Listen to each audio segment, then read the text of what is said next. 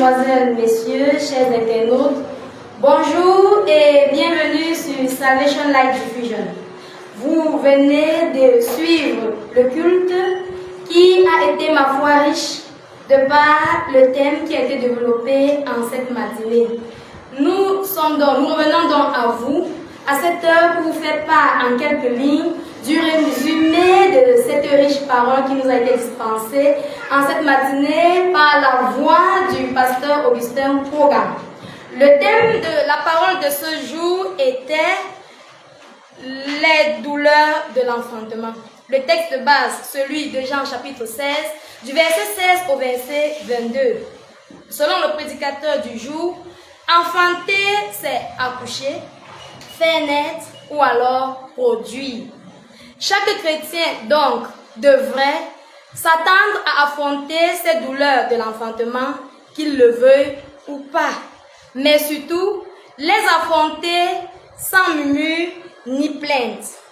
Dans le livre d'Ésaïe chapitre 53, du verset 2 au verset 9, nous avons vu les douleurs par lesquelles le Seigneur Jésus-Christ devrait passer et par lesquelles il est effectivement passé pour que l'Église naisse. Ainsi, à travers la trahison de Judas, l'abandon, le mépris, il a souffert afin que l'Église naisse. C'est pourquoi il nous a dit que nous aurons de grandes tribulations dans le monde, comme lui aussi en a eu. Une copie de ces douleurs de l'enfantement a été peinte à travers la vie de l'apôtre Paul, qui, par les fouets, la prison, le péril dans la mer, le péril au milieu des faux frères, le péril ou alors le fait d'être assiégé par les difficultés de l'Église, a souffert les douleurs de l'enfantement afin que cette Église reste vivante et debout. Nous donc, nous avons compris que ces illustres serviteurs de Dieu qui ont souffert ces douleurs de l'enfantement sont des modèles à suivre, puisque ces douleurs de l'enfantement viennent d'elles-mêmes, font leur travail et partent en leur temps.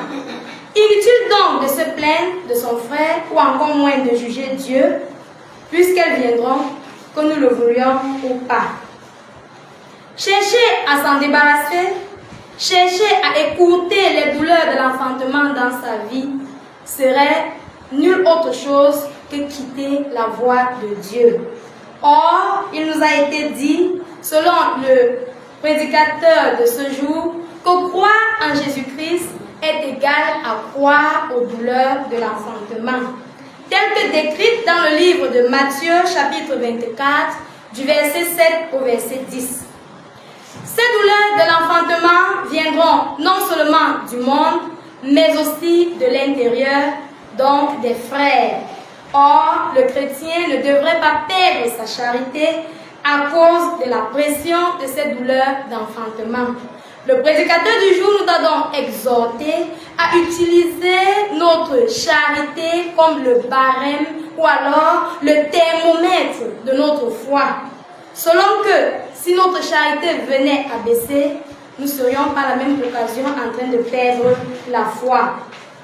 Ainsi, selon la parole de ce jour, les douleurs de l'enfantement nous préparent à rencontrer notre Dieu, nous préparent à la vie éternelle.